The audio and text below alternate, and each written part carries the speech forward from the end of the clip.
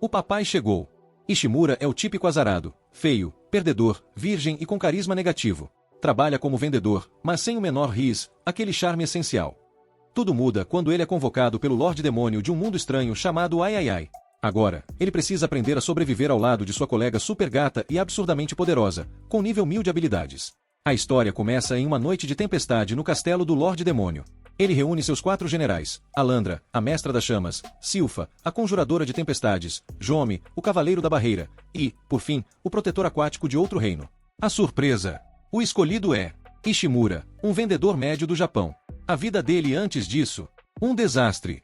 Era um recém-formado que se matava de tanto procurar emprego, só para conseguir um trabalho onde o chefe vivia o chamando de inútil. Só estou gastando dinheiro com esse fracassado. Bota ele para fazer algo de verdade. Então, Ishimura foi jogado para gerenciar sozinho a construção de uma fábrica no exterior. Mesmo desesperado, ele deu conta, mas o chefe não deu sossego e mandou mais trabalho. Exausto e derrotado, Ishimura desabou na calçada e suspirou fundo, só para ser atropelado por uma moto. Resultado: a moto lançou ele direto no mundo de Ai Ai Ai. Mas, diferente das histórias típicas, onde o herói é recebido por belas deusas e ganha uma espada mágica, Ishimura só encontrou o caos. Ishimura aterrissa diretamente diante do Lorde Demônio, que exala pura maldade, e talvez um pouco de mau hálito. Sem perder tempo, o Lorde o acolhe calorosamente e vai direto ao ponto. Quer que Ishimura se torne um dos 4 grandes generais de seu exército demoníaco. Além disso, ele lhe dá o pomposo título de expatriado internacional. Ishimura, claro, fica totalmente confuso. Sério que você escolheu logo um perdedor virgem como eu, quando tinha tanta gente melhor por aí? Mas o Lorde Demônio, com cara de quem fez o dever de casa, explica. Ele fez uma pesquisa completa sobre a vida de Ishimura e descobriu várias conquistas que o próprio vendedor tinha ignorado. Impressionado com o esforço de Ishimura, decidiu convocá-lo. Embora Ishimura fique lisonjeado, isso ainda não é o bastante para fazê-lo aceitar o cargo. Mas o Lorde Demônio saca sua arma secreta: benefícios. Ele oferece um salário generoso, poder de chefe, com direito a gritar "é assim que se faz", liberdade para escolher sua equipe e, o auge dos luxos, um escritório particular. Ah, mas tem mais. Se Ishimura recusar, ele será mandado de volta para o seu mundo, onde já está presumido como morto. Nenhum arranhão, claro, porque o Lorde respeita os direitos trabalhistas. Veja só, até no inferno tem compliance. Ishimura percebe que nunca terá um chefe melhor que esse, mas as lembranças de ser desvalorizado na Terra ainda o assombram. Ele, então, sugere ao Lorde Demônio que retire a oferta, achando que não é digno do cargo. Mas o Lorde, com total desprezo pela opinião dos outros, decide que a vaga é dele e pronto. O Lorde Demônio manda um recado direto: esses idiotas que nunca valorizaram o trabalho duro não sabem de nada. Ignore essa bobagem toda. Levantando-se de seu trono com toda pompa, ele promete ajudar Ishimura a desbloquear seu verdadeiro potencial e alcançar grandeza juntos nesse mundo de fantasia. Mas antes que Ishimura pudesse sequer dizer obrigado, Mandra, um dos generais, interrompe cheio de desconfiança. Como assim um humano qualquer vai servir o poderoso Lorde Demônio?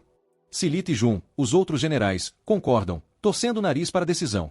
Para provar que Ishimura vale alguma coisa, o Lorde Demônio ordena um teste. Porém, Mandra ignora completamente as instruções e ataca Ishimura com tudo, deixando o pobre coitado desmaiado no chão. O Lorde intervém a tempo, explicando para seus generais confusos que Ishimura é um humano comum e sem poderes. Por que, então, você escolheu esse cara? Os generais perguntam, incrédulos. O Lorde Demônio explica que o que ele valoriza em Ishimura é a inteligência, uma qualidade que aparentemente falta em todos os outros presentes. Quando Ishimura recobra consciência, ele imediatamente implora por sua vida, achando que vai virar churrasquinho pelas mãos de Alandra. Mas o Lorde o tranquiliza: meu objetivo não é usar sua força física, e sim sua mente brilhante. Quanto ao teste, o Lorde revela que é um desafio de inteligência, para mostrar por que cérebros são tão importantes quanto músculos. E mais, o plano do Lorde é construir alianças com raças próximas, e para isso ele precisa de alguém esperto no comando. O plano do Lorde Demônio de fazer alianças com salamandras e lobisomens não está indo muito bem. O motivo? Falta de bons negociadores. Para provar que Ishimura é digno de ser um dos 4 grandes, o Lorde lhe dá uma missão: convencer os Minotauros a se juntarem ao exército demoníaco, ganhando a confiança deles. Alandra, a Ruiva Ardente, literalmente, é mencionada como uma possível ajuda na missão, já que é uma ex-negociadora experiente. Mas, enquanto eles atravessam a masmorra rumo à câmara do chefe dos Minotauros, Alandra não perde a chance de provocar Ishimura, chamando-o de velhinha lenta. Ele, claro, fica intimidado e começa a duvidar que conseguirá passar no teste. Mesmo achando que é só um vendedor fracote, Ishimura se agarra à determinação. Ele se lembra dos conselhos do Lorde Demônio para ignorar as negatividades e abraça a oportunidade de mostrar seu valor. Afinal, é sua chance de finalmente trabalhar para alguém que o valorize. Quando chegam à câmara do chefe Minotauro, as portas gigantescas já são o suficiente para quase fazer Ishimura desmaiar de nervoso. Alandra, vendo a tensão, sugere que ele abra a porta sozinho, mas não perde a chance de jogar um terrorzinho. Minotauros podem ser bem agressivos, cuidado para não virar panqueca. Tremendo como vara verde, Ishimura hesita, mas sabe que não pode desistir agora. Antes de repensar suas escolhas de carreira e sair correndo, Ishimura vê a porta sendo aberta por Menra. A luz invade a sala, e ele decide ignorar seus pensamentos negativos e encarar o teste. Mas quando a porta se abre completamente, ele dá de cara com um minotauro gigante. Na hora, ele quase consegue se ver estampado no chão como um tapete de boas-vindas, exatamente como Alandra tinha descrito. Depois de respirar fundo para não entrar em pânico, Ishimura tenta manter a calma. Percebendo seu medo, Alandra se oferece para liderar as negociações. Cheia de confiança, ela avança até o Lord Terius, chefe dos Minotauros, e começa a se gabar de suas habilidades incríveis. Todo mundo acha que o sucesso é garantido, até que ela transforma a negociação em um barraco digno de feira livre. O que deveria ser uma conversa profissional vira uma gritaria absurda. Fica claro que a ruiva não entende nada de negociação. O Lord Terius, já sem paciência, expulsa todo mundo da sala com uma expressão de "chega dessa palhaçada". Tentando aliviar o constrangimento, Alandra vira para Ishimura e solta: "Olha, até que começou bem, sabe?" Claro que ninguém acredita nisso, nem Menra, que implica dizendo que o Lord Terius ouviu tudo, mas recusou porque o plano de Alandra era péssimo. Irritada, ela acusa o Minotauro de ser teimoso e de não querer mudanças, só para esconder o fracasso total da sua abordagem. Com a ruiva fora de combate, o peso da missão agora recai sobre Ishimura. Será que ele vai dar conta? Ao ouvir os barulhos furiosos do Minotauro, Ishimura decide dar o fora antes que virasse churrasco, planejando voltar com uma estratégia melhor. Assombrado pela imagem do chefe Minotauro musculoso e intimidador, ele luta para se concentrar. Mas aí, ele lembra dos tempos de salário mísero man, quando os clientes sempre diziam não antes de finalmente cederem. Inspirado, ele vira sua bebida, estufa o peito e resolve enfrentar o Minotauro com um plano. Enquanto isso, Alandra corre até o rei para contar que Ishimura tinha falhado miseravelmente. O rei, mais paciente que santo, manda ela esperar antes de dar pitaco. Quando Alandra volta à sala de Terius, encontra Ishimura segurando um saco de feno. Sim, feno. Ela olha para ele como se tivesse visto um lunático e pergunta o que diabos ele está fazendo. Ele explica, todo sério, que é para usar na negociação com Terius. Cética e com uma sobrancelha levantada, Alandra avisa que negociar com o chefe dos Minotauros é impossível. Mas Ishimura, agora um filósofo das vendas, responde com confiança: o tamanho do cliente não importa. O sucesso está em diminuir a lacuna cognitiva entre vendedor e cliente. Com essa frase digna de coach motivacional, ele pega o saco de feno e promete fazer dar certo. Alandra, que já estava acostumada com Ishimura medroso e perdido, percebe que ele agora tem confiança de sobra. Será que o feno vai funcionar? No dia seguinte, saberemos. Alandra entra furiosa na sala do Lord Terius, procurando o Ishimura, já que ele sumiu a noite inteira. Quando ela vê feno espalhado por todo lado, acha que rolou alguma negociação maluca. Mas o Ishimura, todo calmo, diz que Lord Terius está com o rei, finalizando o acordo. Ela fica chocada, quase cai para trás, e exige saber como ele conseguiu isso. O Ishimura revela que o Lord Terius sempre esteve disposto a negociar, mas fingia dizer não só para provocar e testar Alandra. Ela, claro, sempre saía achando que tinha falhado miseravelmente. Depois de uma conversa com o rei, Terius aparece, pede desculpas pela grosseria anterior e agradece o Ishimura por sua habilidade nas negociações. Num gesto solene, estende a mão para um aperto oficial e declara que o Ishimura passou no teste. Como prêmio, o Ishimura recebe uma pulseira dourada que o transforma no novo enviado real para assuntos internacionais. Alandra, meio a contragosto, finalmente aceita o Ishimura no time, embora ainda tenha suas dúvidas. Agora, com muitas negociações pela frente, os dois partem juntos como uma dupla improvável. O rei, observando de longe, sente esperança. Talvez, só talvez, esse time meio esquisito consiga trazer grandes resultados para o reino. Para fortalecer seu exército ao máximo, o reino está pronto para tudo, e parece que o Ishimura e sua trupe são a aposta final nessa missão.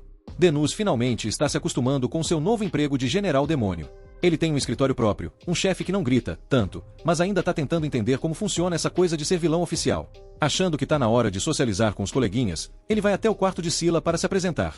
Só que quem atende a porta é uma assistente com cara de "tô ocupada", que já manda: "O Cid tá muito ocupado para você. Volta depois."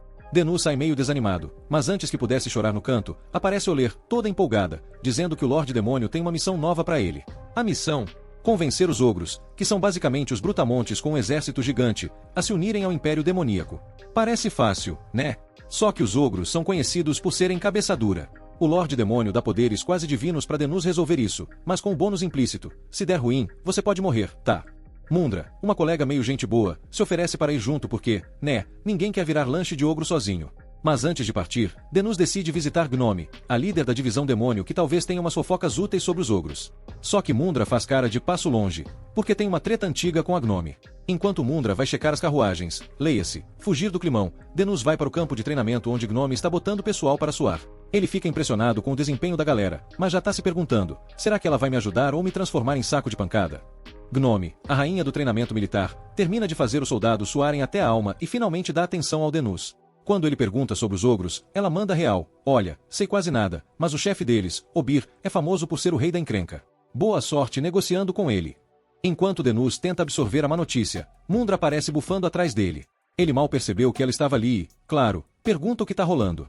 Mundra diz que já checou as carruagens e veio buscá-lo porque estava preocupada, mas ao ver a Gnome, começa uma briga que parece episódio de novela. Denus fica entre as duas, pensando, como é que eu fui parar no meio disso? Depois da Doutor, Denus e Mundra finalmente chegam ao castelo dos ogros. Só que na porta, os guardas mandam eles esperarem. Mundra já tá pronta para explodir de raiva, mas Denus percebe o truque. Os ogros estão tentando desestabilizar eles antes mesmo da conversa começar. Quando finalmente são chamados, Denus repara que a armadura de Obir parece ter saído de um brechó pós-apocalíptico. Chegando na sala do trono, Obir nem deixa Mundra abrir a boca direito antes de soltar uma bomba. Eu só escuto vocês se vocês aceitarem matar o Lorde Demônio. Mundra, claro, tá prestes a transformar o castelo em um cenário de filme de ação, mas Denus assegura e diz, calma, é isso que ele quer. Vamos respirar fundo. Ele dá um sorriso de vendedor e, no tom mais educado do mundo, diz a Obir que eles vão dar uma passadinha lá fora para conversar. Do lado de fora, Mundra solta toda a fúria guardada, amaldiçoando até o café da manhã do Obir. Denus só fica olhando, pensando, essa missão vai ser longa. Mundra tá pronta para entrar de volta e transformar o Obir em picadinho, mas Denus segura o rojão. Calma, é exatamente isso que ele quer. O plano do ogro é provocar a gente até fazermos uma cena. Assim ele pode botar a culpa em nós e sair como o santo da história. Mundra respira fundo e decide segurar o tranco, mas ainda tá azeda com as ofensas ao Lorde Demônio. Denus também tá fervendo por dentro, mas sabe que explodir agora seria pior que pisar em armadilha de urso. Quando parece que não tem mais solução, aparece uma jovem que se apresenta como Olulu, filha de Obir. Ela diz que tem um pedido e leva Denus e Mundra para um lugar vazio no castelo que deveria ser o estoque de comida. Mas tá tão vazio quanto a geladeira de universitário no fim do mês. Olulu revela a verdade. A tribo dos ogros tá quebrada. Sem grana, sem comida e sem esperança. Denus já tinha desconfiado disso ao ver o castelo mais desanimado que segunda-feira e a armadura de Obir, que parecia ter saído de uma liquidação. A garota explica que o pai dela tá muito doente, e o estado dele é um segredo bem guardado. Por isso, fizeram Denus e Mundra esperar antes da reunião, tentando disfarçar a situação. Mas se Obir morrer do jeito que as coisas estão, a tribo vai pro buraco de vez. Ela implora pela ajuda de Denus, dizendo que a única salvação é se aliar ao exército do Lorde Demônio. Denus entende o drama, mas não deixa barato. Dá uma bronca na Olulu por ter soltado uma informação tão importante assim, sem pensar. Denus dá um sermão na Olulu. Você é filha do chefe, tem que escolher melhor em quem confia. Mas Olulu insiste que Denus é confiável e solta a bomba. Ela quer casar com ele para salvar a tribo. Denus fica tão nervoso que quase tem um curto-circuito, e a Londra começa a pegar fogo, literalmente. Olulu é séria na proposta. Os ogros daqui são mais burros que pedras. Só um cara esperto como você pode virar chefe e garantir o futuro da tribo. Denus tenta dissuadi-la, mas ela já tá pronta para arranjar um padre e oficializar o casamento na hora. A Londra, é claro, não deixa isso acontecer. Naquela noite, Denus tá no escritório, arrancando os cabelos, se ele ainda tivesse. O ogro-chefe não quer negociar, a filha quer casar com ele, e falhar na missão é a última coisa que ele pode fazer. Então ele decide dar um tempo e ir pro bar da cabeça dele para clarear as ideias. Lá, ele encontra a versão imaginária de Mundra discutindo com o bartender sobre quem é mais legal, gorilas ou leões. Mundra defende os gorilas, porque qualquer dia da semana eles passam o rodo nos leões. Mas o bartender rebate, leões têm um grupo chamado de Pride. Isso é muito chique. É aí que Denus tem um estalo. No dia seguinte, ele acorda Londra cedinho, pede desculpas pela hora e diz que tem um plano infalível. Mas antes de agir, precisam dar um pulinho em outro lugar. Uma semana depois, Denus e Alondra são chamados de volta ao salão do chefe, e Obir tá cuspindo fogo de tanta raiva. Ele descobriu que todas as tribos ao redor se aliaram ao exército demoníaco e quer explicações. Denus tinha bolado o plano perfeito. Em vez de perder tempo convencendo o teimoso do Obir, ele recrutou as tribos menores primeiro. E agora, com todo mundo unido, o chefe ogro tá entre a espada e a parede. As tribos menores estavam passando fome, então foi fácil convencer todo mundo a entrar pro time do exército demoníaco. Mundra ficou chocada porque não acreditava que o plano do Denus daria tão certo. Denus, esperto como sempre, usou uma tática que aprendeu vendendo coisas na terra. Em vez de ir direto nos grandões, ele primeiro fechava com as empresas menores. Quando todo mundo já tinha comprado, os chefões vinham correndo para não ficarem para trás. Com os ogros foi a mesma coisa. Claro, Denus fez cara de inocente e fingiu que só estava ajudando as tribos menores que estavam precisando. Isso só deixou Obir mais pistola, porque ele nunca aprovou essas negociações. E era exatamente o que Denus queria. Um ogro nervoso é muito mais fácil de manipular. Então, ele joga bomba. Eu não fiz tudo isso sozinho, não. A Olulu me ajudou. O chefe quase engasga. A própria filha o traiu. Mas Olulu manda real. Foi pelo bem da nossa tribo. Você tá velho, tá doente, e os tempos mudaram. Sem o exército demoníaco, a gente tá lascado. Denus, com sua lábia de vendedor de enciclopédia, improvisa. Que tal uma parceria igualitária, hein? Claro que ele não mudou nada no acordo, mas a palavra igualitária faz o chefe ogro engolir o orgulho e considerar a proposta. Ele pede uns dias para pensar. Pouco tempo depois, Alondra invade o escritório de Denus toda animada. Deu certo. Obir aceitou a aliança com o exército demoníaco. Denus comemora, mas mal tem tempo para respirar. O senhor demônio ordenou que ele escolhesse um assistente, e o coitado passou dias analisando candidatos. Denus estava analisando candidatos para escolher seu assistente, mas, sinceramente, ele só queria escolher a Mundra porque ela é super confiável. O problema? Mundra entendeu errado e achou que isso era um pedido de casamento. Ficou até corada. Antes que a situação ficasse ainda mais estranha, alguém bate na porta. Denus atende e dá de cara com Olulu, que veio como representante oficial da Aliança dos Ogros. Ela agradece muito a ajuda dele, dizendo que o pai agora está mais político depois do confronto. E, para demonstrar sua gratidão, diz que está disposta a fazer qualquer coisa. Adivinha o que Denus faz? Convida Olulu para ser sua assistente pessoal. Ela aceita na hora, toda feliz, mas Alundra não curte nada essa ideia. Fica com ciúmes, se recusa a olhar para Denus e ainda lembra a si mesma que eles são rivais, então não podem ser amigos. Enquanto isso, Denus está completamente perdido sobre o que está rolando. Apesar de todo o drama, o mês foi ótimo pro Denus. O exército demoníaco cresceu bastante, mas ele sabe que com mais poder vem mais problemas. Agora, todo mundo precisa redobrar a atenção. No dia seguinte, Uxo estava mergulhado em estratégias para turbinar a eficiência militar quando Oler apareceu, todo contente, para avisar que tinha fechado um trato com a tribo dos ursos. Agora, cabia ao gerente estrangeiro finalizar os termos do acordo. Ushimura, lembrando das reuniões intermináveis e confusas do passado, riu da ironia. Lá ele mal ganhava um sanduíche, e agora estava negociando alianças interdimensionais. Só que o almoço, trazido pela temida agressora do inferno, era mingau aguado. Oler, todo sem graça, confessou que tinha diluído o rango para economizar, deixando Ushimura com saudades de um bom pedaço de carne. Enquanto refletia sobre a falta de proteína e a adaptação ao mundo dos grãos mágicos, Ushimura foi convidado para uma caçada por Oler. Chegando na floresta, a surpresa, a missão era limpar a área de bestas mágicas. E assim, lá foi ele, meio frustrado e ainda sonhando com um churrasco, encarar os monstros do lugar. Entre os semi-humanos que viviam ali, 5 orcs já tinham virado comida de besta mágica. Fima entrou em pânico, mas o demônio, com toda a calma do mundo, explicou que os fortes devoram os fracos, é a lei da natureza. Normalmente, os orcs dariam conta dessas criaturas, mas desta vez o inimigo era brabo demais. Com aquele mingau aguado na cabeça, Fima achou que os orcs já estavam passando fome antes mesmo do ataque. De repente, Oler gritou, encontrou um cogumelo comestível. Era o que os orcs estavam colhendo antes de serem atacados, e, claro, uma iguaria rara na área. Enquanto esperavam um javali mágico aparecer, quem surge? Um monstrão com olhos vermelhos brilhando e presas afiadas. Oler mandou Fima se afastar enquanto ela enfrentava o bicho com um chute giratório que acertou a cabeça da fera. Ela aproveitou o campo de visão limitado do javali, mas ele se recuperou rapidinho, jogando pedras com as presas. Desviando com agilidade, Oler socou as costelas do bicho com uma força absurda. Foi aí que Fima percebeu que ela também tinha uma força monstruosa. Mas o javali parecia feito de aço, aguentava tudo e ainda tinha resistência de sobra, deixando claro que um golpe só não bastaria para derrubá-lo. Os javalis mágicos eram inimigos implacáveis, usando suas presas e garras para intimidar e detonar suas presas. Já humanos como o Armandra eram frágeis, precisando de espadas, escudos e rifles para compensar. Ushimura percebeu isso rapidinho, mas não conseguia entender por que Oler, a agressora do inferno, não tinha levado uma arma para uma caçada tão arriscada. Enquanto isso, Oler percebeu que não ia vencer o javali sem mostrar o que sabia de verdade. Ela odiava usar seus golpes especiais porque exigiam um tempão para se recuperar, mas não tinha escolha. Com o bicho vindo para cima, ela decidiu poupar a barriga, afinal, ninguém quer perder carne boa. E, com um golpe estilo anime, agarrou a presa do javali e lançou um raio de energia vermelha que deu cabo da criatura. Ushimura ficou em choque, se perguntando se aquilo era magia demoníaca, mas Oler, casualmente, convidou ele para comer.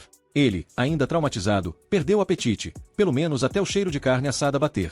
Mais tarde, os locais agradeceram a Oler com uma perna de javali para churrasco. Ushimura, finalmente animado com a ideia de comer carne, viu Oler preparar a refeição com suas próprias chamas, quase como uma chefe infernal. Oler resolveu queimar a segunda perna do javali até virar carvão, pelo visto, cabelo e tudo incluso. Fima, revoltado, reclamou que aquilo não dava nem para cachorro, mas ela teimou que ele tinha que comer assim mesmo. Quando ele finalmente criou coragem e deu uma mordida, o gosto era tão amargo que parecia combustível. Ele reclamou com Oler, que rebateu dizendo que ele vivia reclamando da comida. Foi aí que Fima teve um estalo. A culinária de humanos e demônios era tão diferente que ele corria sério risco de acabar no hospital interdimensional por indigestão. Tentando salvar o jantar, ele perguntou se alguém sabia usar um fogão. Mas, claro, a resposta veio com um plot twist: estavam quase sem sal. Determinado, Fima pediu sal e cogumelos, arregaçou as mangas e foi para a cozinha improvisada. Em pouco tempo, ele serviu espetinhos de javali grelhado e uma sopa de cogumelos com carne. Oler, ao provar, ficou chocada com o sabor incrível, e os moradores devoraram a refeição como se fosse o melhor banquete das suas vidas. Enquanto todos comiam felizes, Fima refletiu sobre seu método de chefe. Ele tirou o sangue do javali para evitar o cheiro forte, derreteu a gordura longe do fogo para não queimar e ainda deu um banho rápido na carne antes da sopa, porque até javali merece um spa culinário antes de ser servido. Fima, em um momento Masterchef, decidiu ensinar aos moradores suas técnicas de cozinha para melhorar as refeições. Mas Oler ficou preocupada, achando que isso poderia manchar a imagem dos 4 grandões.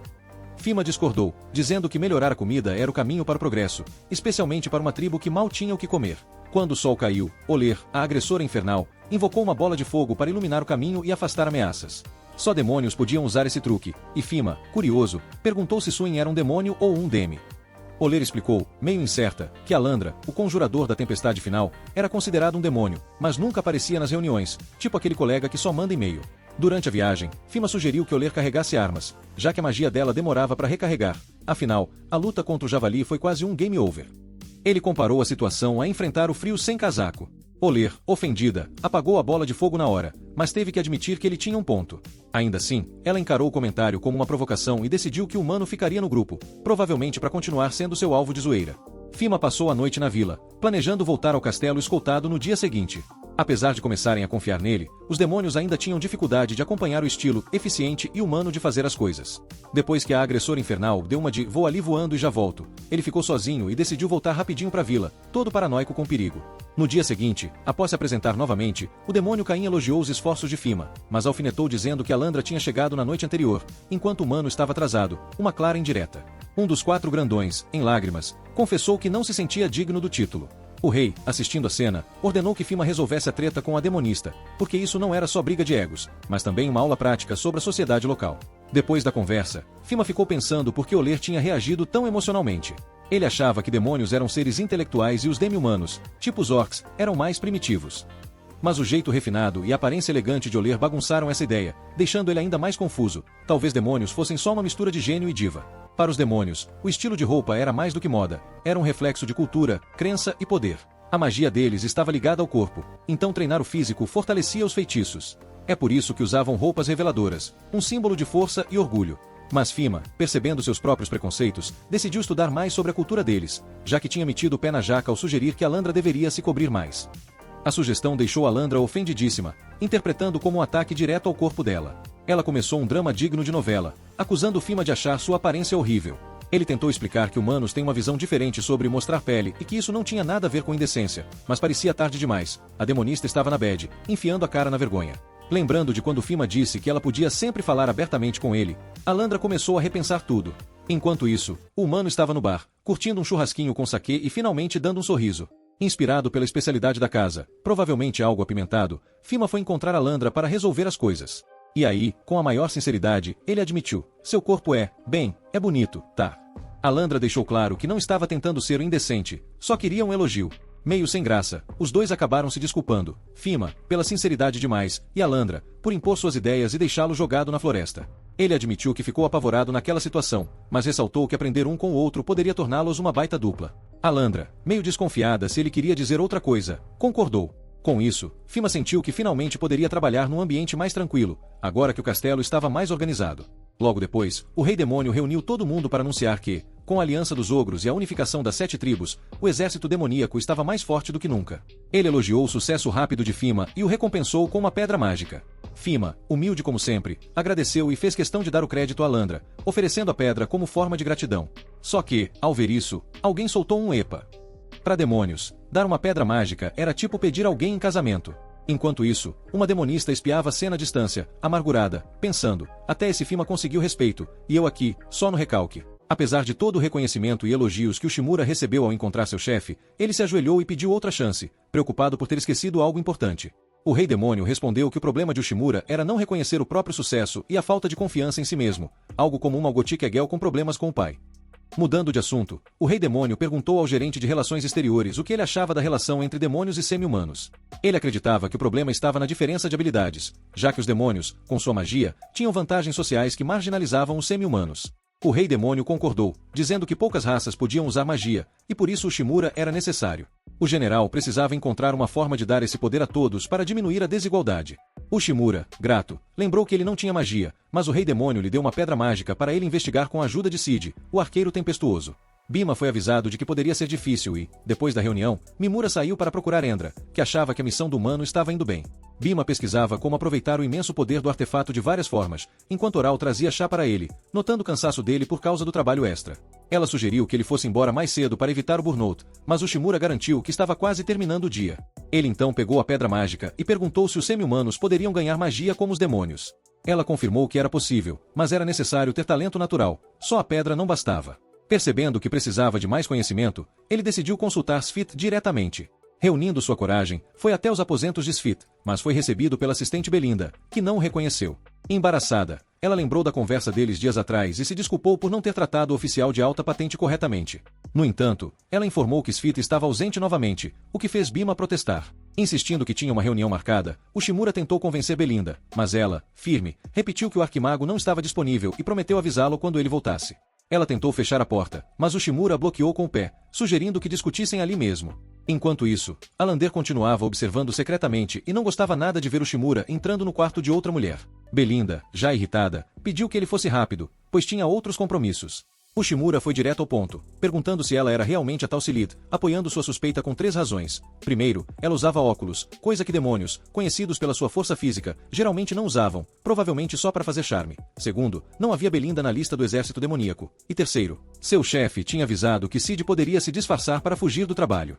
Belinda, sem jeito, admitiu que era uma das 4 generais. O Shimura, sem perder tempo, perguntou por que Silid estava se escondendo e se vestindo como um sapato. Silid explicou que, em sua verdadeira forma, todo mundo só lhe dava tarefas, e ele não tinha o menor interesse em trabalhar com humanos, mesmo sob ordens, já que já tinha lidado com a Pedras Mágica e não queria repetir a experiência. Porém, como o Shimura tinha descoberto sua identidade, ele decidiu brincar um pouco com a situação. Silid colocou um dispositivo na mesa com uma base de mineral preto que conduzia magia de forma eficiente, e as pedras amarelas embutidas nele permitiam vários feitiços. Ele passou anos desenvolvendo aquilo, e Bima ficou empolgado com a ideia de produzir em massa. Mas Silid alertou que cada unidade custava 10 milhões, já que as pedras mágicas eram raras. No final, sugeriu que o Shimura desistisse, pois não havia alternativa. Mas, como bom estrategista, o Shimura pensou em um plano para enganar o astuto mago. Ele percebeu que seria possível reduzir os custos usando uma única pedra mágica em vez de várias, mesmo que o dispositivo só conseguisse lançar um feitiço por vez, em vez de vários. Ele já tinha visto essa estratégia antes em sua própria vida. As empresas do mundo todo costumam remover funções para criar novos produtos, e Silid concordou, dizendo que isso tornaria o item mais barato e que ninguém havia pensado nisso antes. Mas então, Shamira entregou sua pedra mágica ao mago, pedindo um protótipo. Intrigado pelo desafio, o arquimago tempestuoso revelou uma oficina secreta e anunciou que trabalharia a noite toda, arrastando Shimura como assistente. Lá fora, Alandra, impaciente e entediada, batia na porta de Silid, exigindo que alguém a abrisse. Na manhã seguinte, o Shimura estava completamente exausto, enquanto Silid se sentia vitorioso com sucesso. Ele chamou a nova invenção de Rosemarin, uma pedra mágica de feitiço único, agora viável para produção em massa. Mesmo sem dormir a noite inteira, o mago parecia firme, e fez o Shimura testá-la. O coitado, mal funcionando, implorou por um momento para se recuperar, e Silid generosamente lhe deu exatos 60 minutos. Exausto, o Shimura se dirigiu para a porta, na esperança de pegar uma refeição rápida e descansar, mas antes que pudesse sair, Alandra arrombou a porta com um feitiço, querendo saber o que ele estava fazendo ali a noite toda. O plano dela deu errado, porque, embora estivesse podre de cansado, o Shimura foi facilmente jogado no chão como uma boneca descartada, quase sendo achatado na hora. O demônio o sacudiu, e o Shimura, já implorando por misericórdia, quase chorando.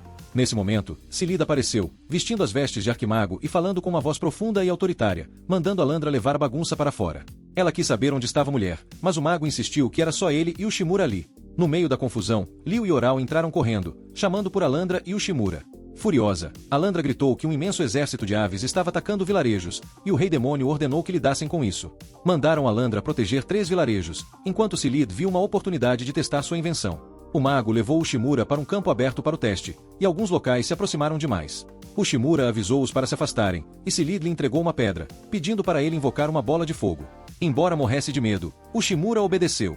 Imaginando a pedra como uma extensão de si mesmo, com seu sangue circulando por ela, Ushimura ficou maravilhado quando conseguiu conjurar uma bola de fogo com sucesso, justo quando as imensas aves estavam prestes a atacar o campo.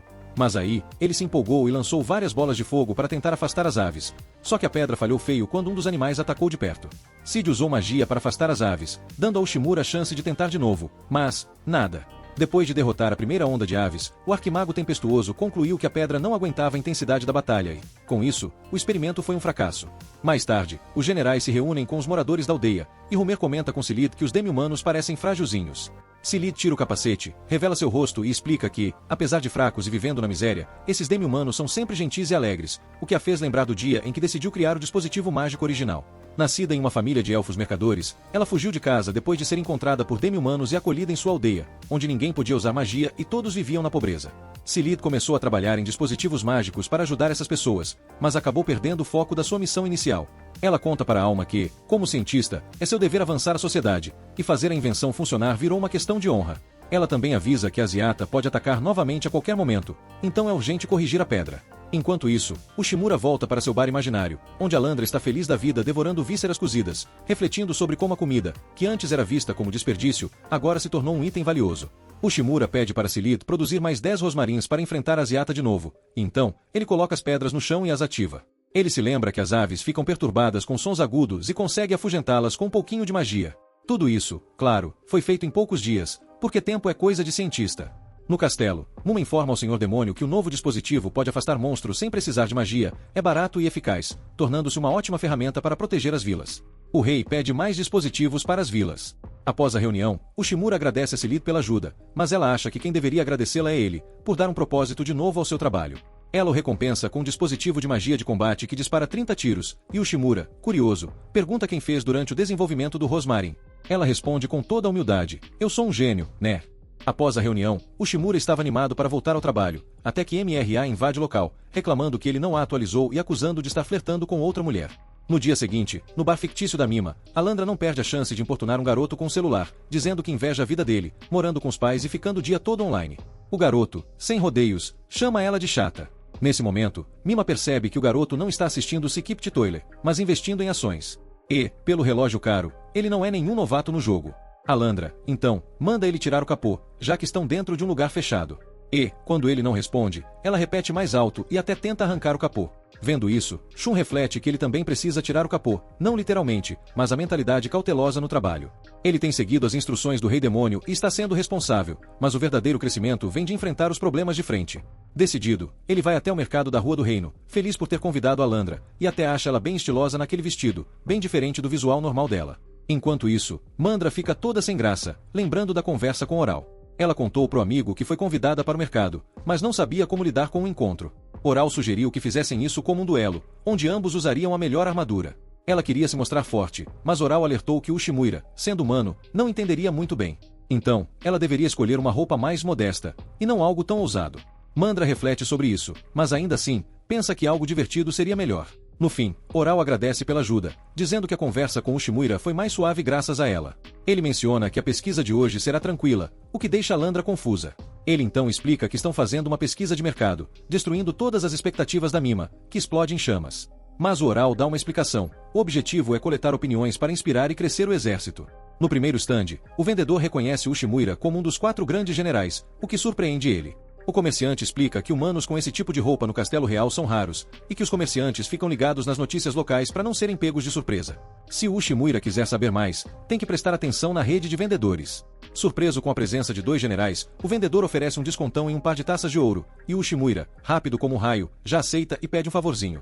Mandra fica desconfiada, achando que ele está comprando as taças só para desistir da pesquisa e admitir que tudo isso foi um encontro romântico do início ao fim. Aí, Ushimura manda Mandra embora, dizendo que já pegou informações e amostras suficientes para continuar o trabalho.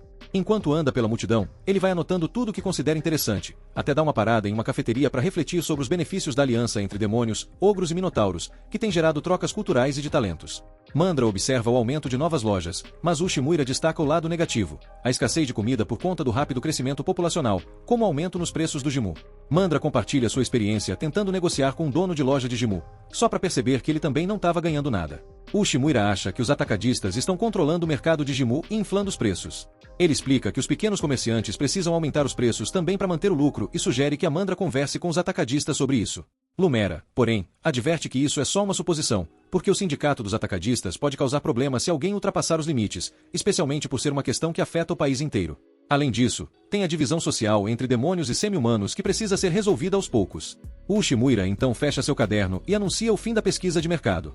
Como ainda tem tempo sobrando, ele pergunta para Mandra se ela tem planos, e ela já imagina que agora vai começar o encontro de verdade. Mas aí, o Jun interrompe, falando sobre o dia do Rua, e como Buter perguntou sobre isso, deixando a situação ainda mais confusa.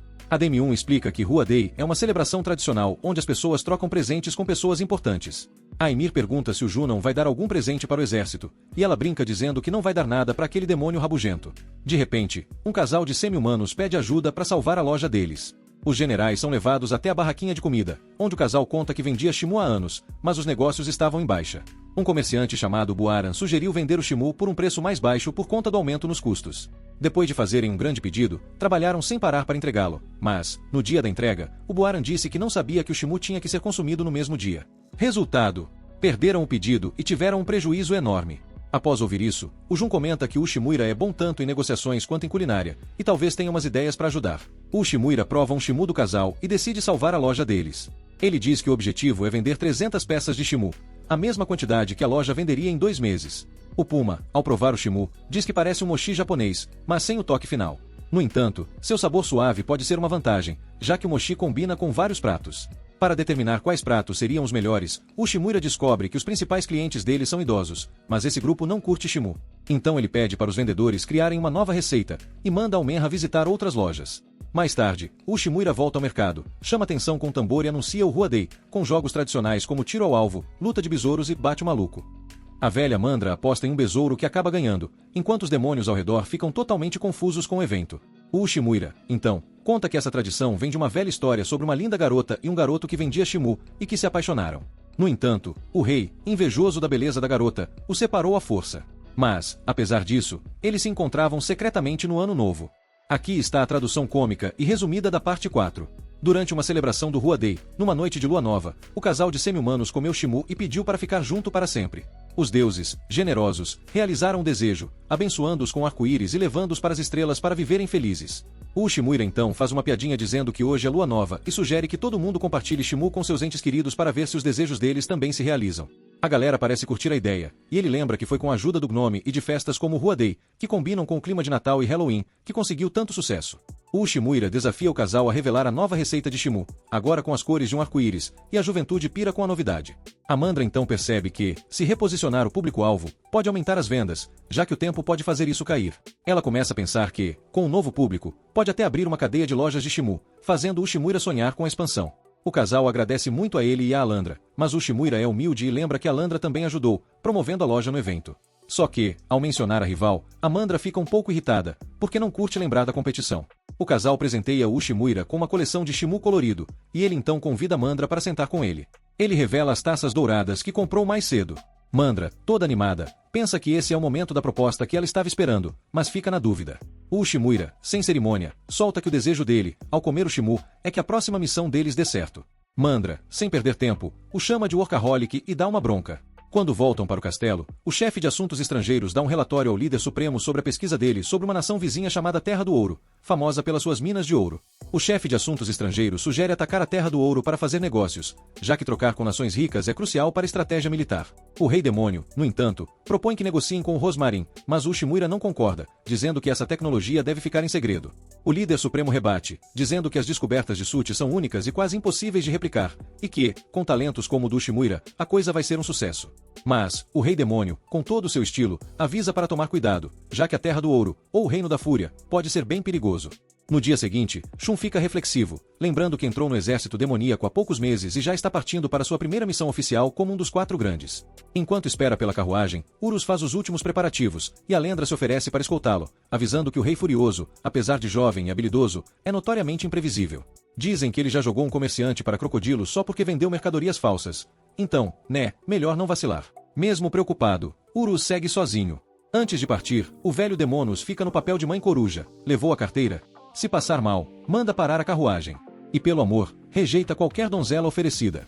Horas depois, ele chega à Terra do Ouro, um reino próspero que, antes focado em exportar grãos, agora quer negociar bens de alto valor para fortalecer o exército demoníaco. Sabendo da importância da missão, o Shimura sente o peso da responsabilidade ao se ajoelhar diante do Rei Furioso, um jovem demônio coberto de ouro dos pés à cabeça. Mas antes que o Shimura possa se apresentar, o rei o interrompe na lata, já soltando seu nome e cargo como quem lê um crachá. Claramente ofendido, o monarca parece indignado que o general sequer achasse que ele não saberia quem ele era.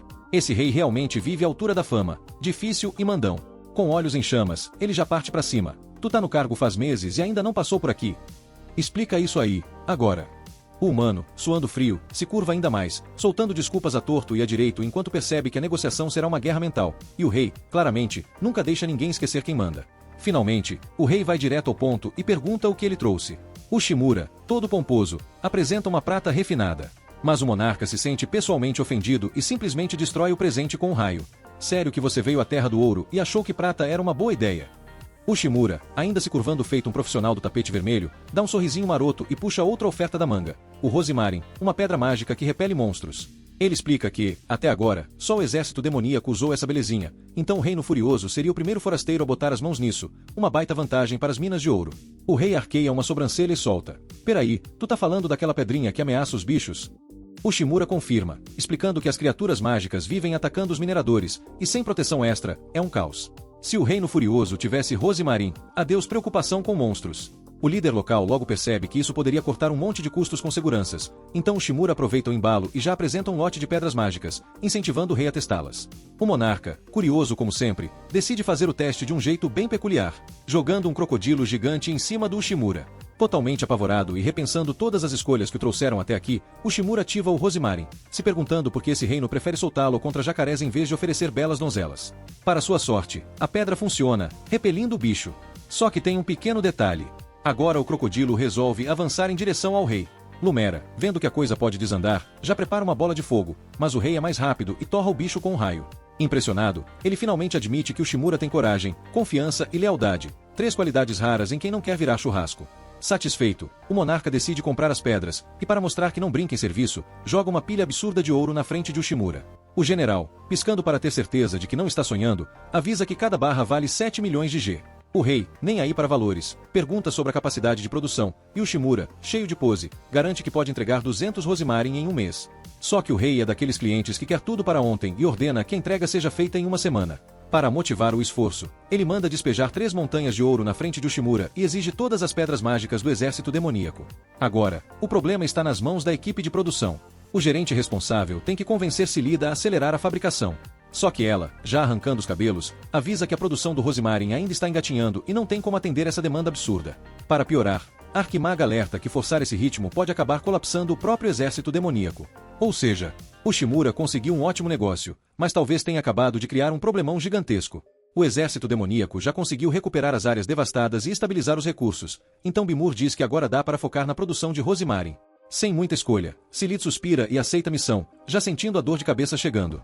Do nada, chega um mensageiro do Reino Furioso com outra ordem, mas sem pedras. Ushimura, que finalmente tinha sentado para relaxar no escritório, olha para o chá que Oral serviu e pensa, eu nunca tenho um minuto de paz. Oral, por outro lado, está impressionada com o sucesso dele e pergunta quanto tudo aquilo está rendendo. Ele explica que cada Rosimarin custa 500 mil G, e no total, já garantiram 150 milhões. A ogra arregala os olhos. Nunca viu um humano fechar um negócio tão absurdo assim. Ushimura então revela seu truque de mestre, o efeito âncora. Basicamente, ele jogou na cara do rei uns itens de prata bem caros, já sabendo que o monarca ia destruir tudo. Isso fez com que qualquer coisa oferecida depois parecesse valiosíssima. Um golpe de mestre na arte da negociação. Oral vibra com a esperteza do general e promete que vão entregar tudo certinho. Mas antes que ele possa sequer saborear a vitória, chega outra mensagem, o rei quer mais 100 pedras. Ushimura já consegue visualizar Cilid bufando de raiva, e, dito e feito, ela cruza os braços, com a paciência no limite. Só que, ao invés de reclamar, ela simplesmente manda reforçar a equipe de produção.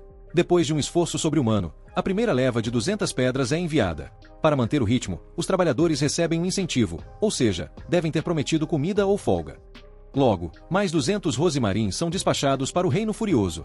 Sentado no escritório, Ushimura reflete sobre seu plano genial. Quando a magia das pedras acabar, eles vão precisar comprar mais, garantindo um fluxo infinito de ouro. Sorrindo, ele já se imagina em um bar, brindando a sua própria genialidade com comida e bebida à vontade. No delírio da vitória, ele oferece um drink ao dono do bar, que aceita um bom uísque com gelo. Mas, quando Ushimura levanta o copo para brindar, craque! O vidro se parte na sua mão. Presságio. Sinal de que exagerou na ambição? Ou só um garçom que comprou copos vagabundos? Ushimura não sabe. Mas algo lhe diz que seu plano perfeito pode não ser tão perfeito assim. Out. Ushimura é arrancado do seu devaneio com Oral chegando aos berros. Ferrou. Cancelaram todas as encomendas de Rosemarin.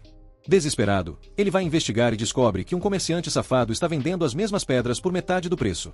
Enquanto isso, Oral tenta acalmar um artesão revoltado que ficou com o estoque encalhado de materiais. No castelo, a insatisfação só aumenta. Os semi-humanos estão pistolas porque as armas deles parecem relíquias de um museu, e acham que Ushimura torrando dinheiro com Rosemarin é a causa do problema.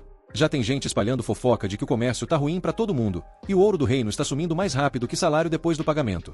Diante desse caos, Ushimura começa a se questionar e relembra seus fracassos do passado.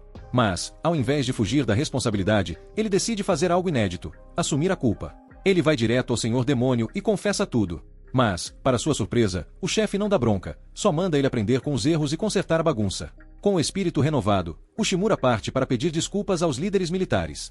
Mas Jindaun nem ligo, e Silid, enfiada num livro, nem levanta a cabeça. Missão desculpa, falhou. Antes que ele pudesse bolar outro plano, ele é capturado e jogado dentro de um saco. Sim, um saco. Sem entender nada, ele é carregado para fora do castelo.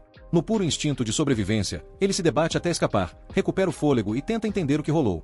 Perto dali, a General Alander divide um pedaço de carne com um camarada. Ushimura, ainda todo confuso, pergunta se aquilo era um gesto de conforto. Meio sem graça, mas sincera, ela admite que ele tem sido útil.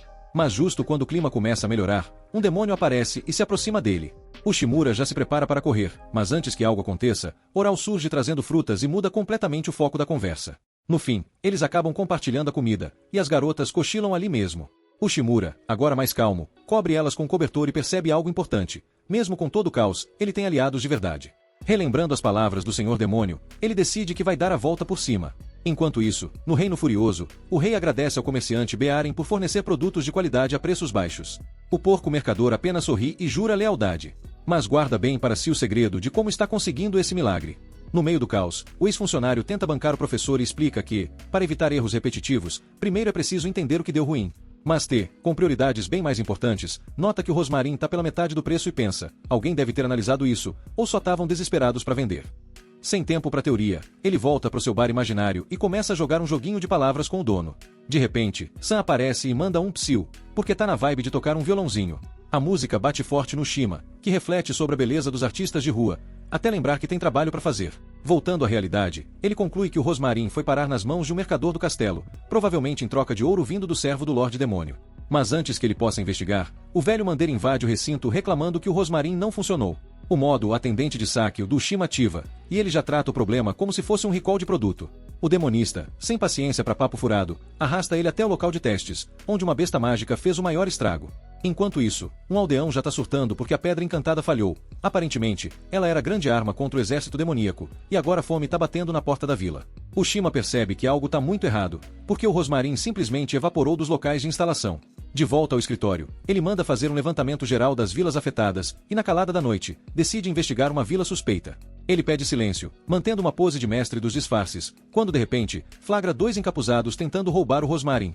Só que eles não contavam com a astúcia de Ushima e o velho Mandir, que já estavam na moita prontos para dar o bote. Um dos ladrões, achando que tá no filme de ação errado, tenta atacar, mas a Lendra mete um chute digno de final de campeonato e derruba o infeliz, ainda pegando o comparsa de brinde.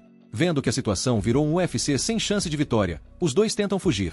A Lendra, pronta para perseguição, é parada por Ushimura, que dá um sorrisinho confiante e solta um relaxa, tem explosivos escondidos por aí. Sim, ele jogou a carta do deixa que o roteiro resolve. Enquanto isso, no Reino da Fúria, o Dig Garen informa ao rei que mais um carregamento de Rosemarin chegou. O rei, impressionado com a eficiência do mercador, elogia o cara por ter conseguido não só copiar a arma secreta do exército demoníaco, mas também começar uma produção em massa.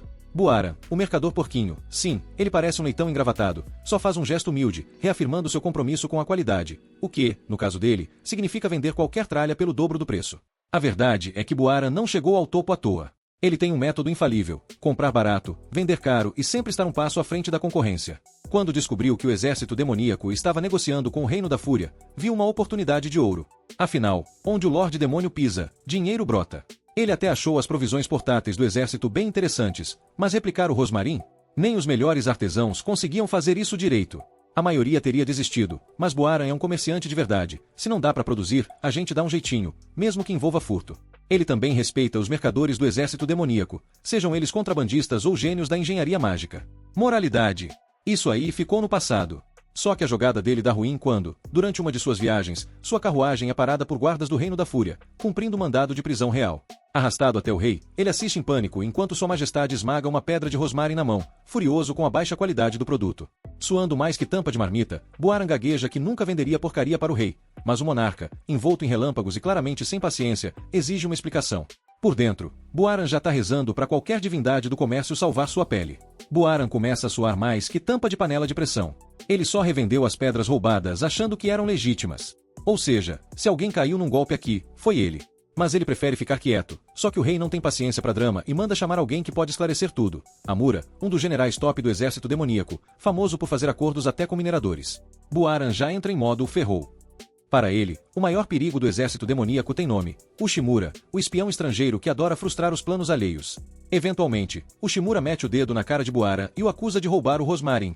Só que ele não podia simplesmente deixar a galera desprotegida, então criou réplicas idênticas, mas completamente inúteis, que quebravam só de olhar.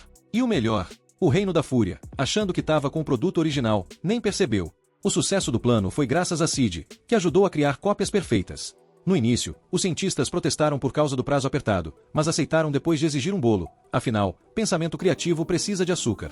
Com base nas pistas dos aldeões, Ushimura previu o próximo alvo dos ladrões e espalhou as réplicas pelos vilarejos estratégicos. Como apenas o exército demoníaco tinha acesso ao rosmarin, Ushimura usou isso contra Buaran, perguntando como raios ele conseguiu um. Quando foi confrontado, o mercador congelou. Já era. O jogo acabou. Sem saída, ele tentou a clássica: foi um mal-entendido, juro, mas o rei já tinha decidido, a sentença era morte. Relâmpagos formam uma jaula ao redor dele, e um crocodilo gigante avança para fazer dele um lanchinho. Enquanto suas roupas são rasgadas, ele só pensa numa coisa: preciso sair vivo disso. No último segundo, Ushimura explode a boca do crocodilo, salvando o mercador. O rei, agora furioso nível modo berserker ativado, invoca duas cabeças de dragão feitas de eletricidade e exige explicações. Mas Ushimura solta a bomba. Se Buaran morrer, o Reino da Fúria vai pro buraco. O rei, desconfiado, pergunta por que diabos um mercador qualquer é tão importante. Ushimura então solta a bomba. Buaran tem acesso exclusivo a um pozinho laranja que é essencial para extrair ouro, e sem ouro, o Reino da Fúria vai direto pro buraco. O problema? Esse pó vem de Toque, um lugar que controla o estoque com mais rigidez do que porteiro de balada. No passado, várias nações saíram na porrada por causa disso, então Toque botou regras pesadíssimas no comércio. O rei, curioso, quer saber como Ushimura tem tanta informação, e ele explica que já investigou se sua terra natal conseguia produzir ouro. A resposta: nem em sonho. Durante as guerras, várias nações sofreram, mas Buaran, sem medo de bala perdida, meteu o pé no meio do caos para vender suprimentos, ganhando o título de Mercador da Morte, um nome meio dramático, mas combina. Algumas nações, gratas, deram a ele direitos exclusivos de comércio, incluindo o tal pozinho laranja. O rei então questiona: por que diabos Ushimura tá fazendo tanto esforço para salvar o mercador trapaceiro? O próprio Buaran tá chocado.